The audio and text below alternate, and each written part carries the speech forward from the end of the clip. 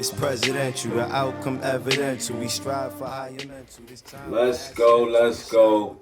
Welcome, welcome, welcome. Y'all should already know what the show is, right? Do I gotta say it?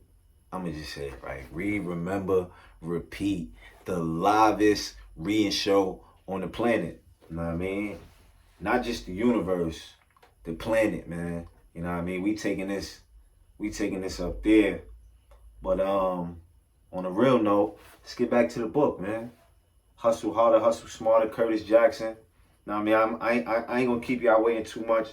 We about to get back to the daily run. You know what I mean? Get this thing going so we can get some more books to y'all. You know what I mean? I just had to get some things straight. Ain't nothing but a little bit of straightening. Let's get it going.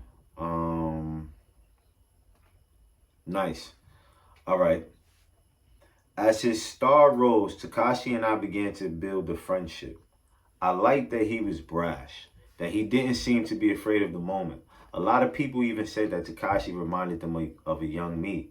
One day he called and asked if he could come to my office. He had some run-ins with the law, and promoters were starting to get nervous booking him. He needed advice. When he arrived, I didn't see a brash young man or an arrogant rapper. I saw a scared kid settling into a chair in my office.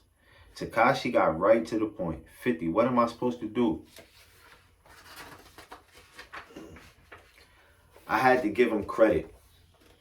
He acted wild in public, but in front of me, he was willing to be vulnerable. He was smart enough to know he was way in over his head. He and I had never had any conversation about what was going on, but as an experienced observer, I had a good guess where the root of his problems lay. Your biggest issue is going to be internal, I told him. You've got too many people around you and they're not really supporting you. They're supposed to be a team, but they don't have your best interests at heart. If you don't get that situation together, it's going to be a problem. I told him this because I've been hearing he was switching up crews a lot. One month, he had one bunch of guys around him. The next month, they'd be replaced by a new group. He was swapping crews with the way some guys swap cars.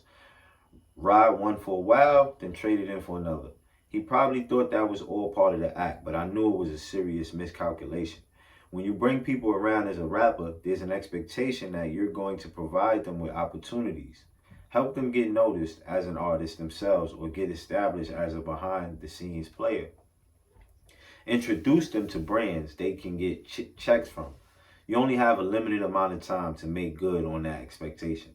If you don't, confusion will set in. It will grow faster if they see you suggesting the opportunities to other people. When that happens, the original crew will start feeling disposable.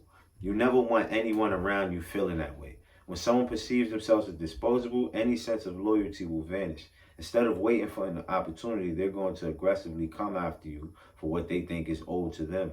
They're going to extract that debt however they can. Being a smart kid, Takashi saw the value in my advice and conceded that he was in precarious. He was in a precarious spot. He even started to make moves to replace the guys he knew had it in for him. But it was already too late. Not long after our conversation, Takashi was arrested on federal RICO and firearm charges. In the indictment, the government even alleged that several members of his crew had plotted to kill him. I'm sure that was a scary realization for a kid who thought he was a WWF wrestler, not someone who was actually playing with life and death stakes. As I'm writing this, Takashi has just finished testifying against his own crew and was sentenced to 2 years behind bars. I believe one of the things that tripped up people like Takashi and Ja Rule is that they grew up on the outskirts of the hood.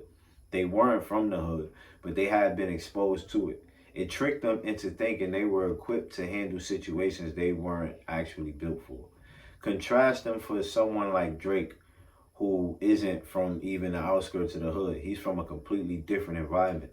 I never seen Drake associating too closely with the artists he puts on. He always keeps a good deal of space between himself and whoever he's associated with at the time. He's smart enough to judge his own character and concede that there are some forces he won't be able to harness.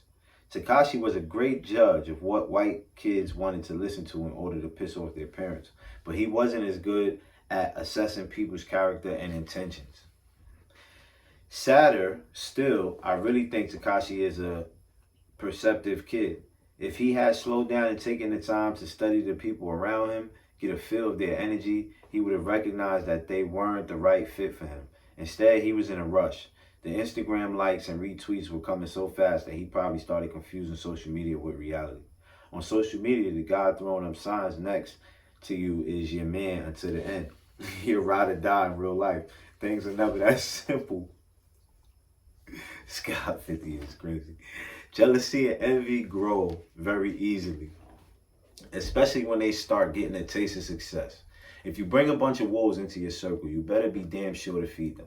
Otherwise, it won't be long before the pack turns on you. If you want a textbook example, the right way to replace an existing crew with a new one, consider what Jay-Z did while president of Def Jam Records. At the time, a lot of people couldn't understand why an artist as successful as Jay-Z would want to switch up roles and take a job sitting behind a desk. I'll admit, I didn't quite understand it at first. Either for a while, I was running G-Unit Records and I found that incredibly stressful. No matter how hard you work for artists, they are never happy. As an artist himself, Jay would know that. But as I observed his tenure at Def Jam, it began to dawn on me what he was up to. He wasn't there to run the label. He was there to construct a new team. Before taking over Def Jam, Jay's crew had largely comprised. Before taking over Def Jam, Jay's crew had largely comprised Philadelphia rappers he'd recruited and groomed under the State Property franchise. Artists like Beanie Sigel, Freeway, Chris, and Meek, and Emilio Sparks. Those guys were certainly and still are respected artists, but none of them broke out commercially the way Jay had hoped. His plan was for one of them to turn into the next Jay-Z, just like I was hoping for Tony Ayo to be the next 50 Cent, but it never happened. By taking over Def Jam, Jay positioned himself to make the label's pre-existing superstars his new crew. Instead of being closely associated with Beanie Sigel and Freeway, he became associated with Kanye and Rihanna. It was a major commercial upgrade, and unlike when he was running Rockefeller Records, Jay didn't have to put in any work grooming them or investing money in their careers. Def Jam had already done that. It was like moving into a fully furnished home, and better still, after he stopped running Def Jam, Kanye and Rihanna still saw Jay as their boss. He got to take all the furniture with him when he moved out. I salute Jay for a sophisticated strategy.